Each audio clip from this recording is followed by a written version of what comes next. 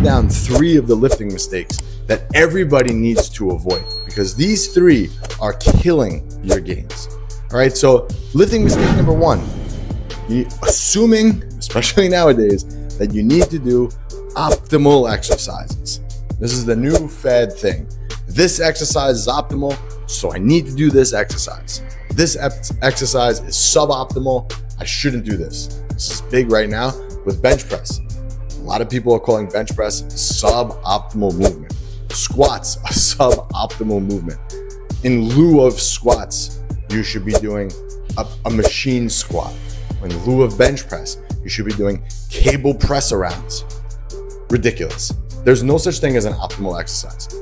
Let's travel back in time. Currently, as I record this, it's 2024. Now let's go back to early 2000s.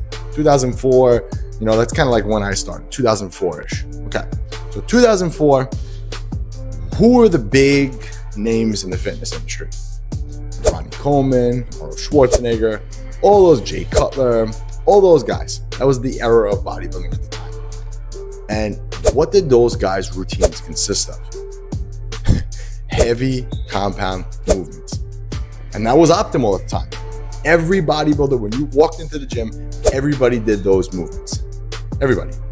Nowadays, there's so much, if we fast forward to 2024, there's so much science that has come out that talks about these optimal exercises and this and that.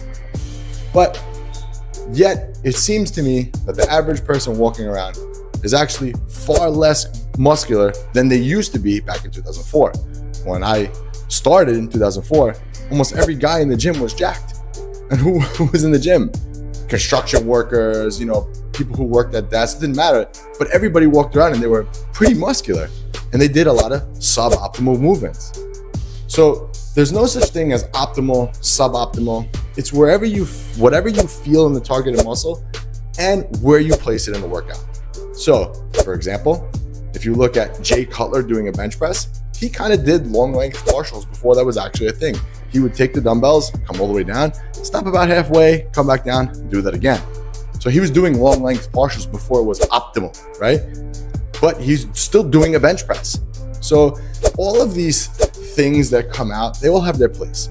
So for example, a meat and potatoes chest workout would be a barbell bench press, focusing on getting really strong in that movement, maybe an inclined dumbbell. And then once you're tired, maybe you finish with like a cable press around.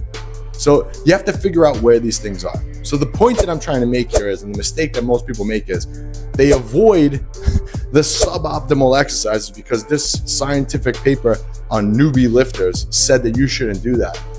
And they're leaving so many gains on the table by doing it. So stop assuming that you need to do optimal exercises and just focus on what you feel in the targeted muscle. That goes a long way. And try to keep your routine as basic as possible. Don't get complicated with it. Like I said, rewind to 2004. There wasn't anything fancy in anyone's routine at the time. So keep that in mind. All right, mistake number 2. More weight equals more muscle. That was a big thing. We rewind to 2004. It was a big thing then. You gotta just pile on the weight, It's kind of like what I grew up on. You gotta slap as much weight as you can on the bar. That's what's gonna help you grow. It is and it isn't. It is in the sense that you're gonna recruit more muscles when you utilize more weight, but you have to be able to do that while still keeping tension on the targeted muscle. I'll give you a good example. Heavy barbell curls. Arnold was a component of this. You must do heavy cheek curls. And while heavy cheek curls have their place, the problem is that after a while, you start racking on more and more weight for the barbell curl. You start cheating the weight up. What starts to happen? You start taking the tension off the biceps. And that's not good, because if you want to develop a big set of arms, you need to keep the tension on the targeted muscle. So it's not always about beating the logbook and always trying to maximize how much you can bench. Like, listen, don't get me wrong. It's cool to bench 400 pounds, but you want to look like you bench 400 pounds. So you want to kind of keep that in mind too. So there's definitely a fine balance between it. I'm not saying to avoid adding weight to the bar. I'm not saying that. You should definitely always be striving to add more weight to the bar, but don't do it in lieu of less feeling in the targeted muscle. Don't do that. That's not good. All right. And the mistake number 3 that I constantly see, and the mistake that you need to avoid, is that you're not stimulating the muscles frequently enough. I have found over my 20-year career that frequency really has made a difference in my physique. When I went from training body parts once a week to twice a week, I saw tremendous growth doing that. And it makes sense. Okay, I blasted my chest on Monday. Does it really need 7 days to recover? Probably not, right? You're probably good to go anywhere between 3 to 5 days. Right? You're probably good to go again. Instead of having the muscle just sit there for another 7 days. And you know what I'm talking about. If you ever trained once a week, a body part, and then switched to twice a week, you know exactly what I'm talking about. Like you have that point where you're like, okay, I feel recovered. I feel like I can get back into the gym.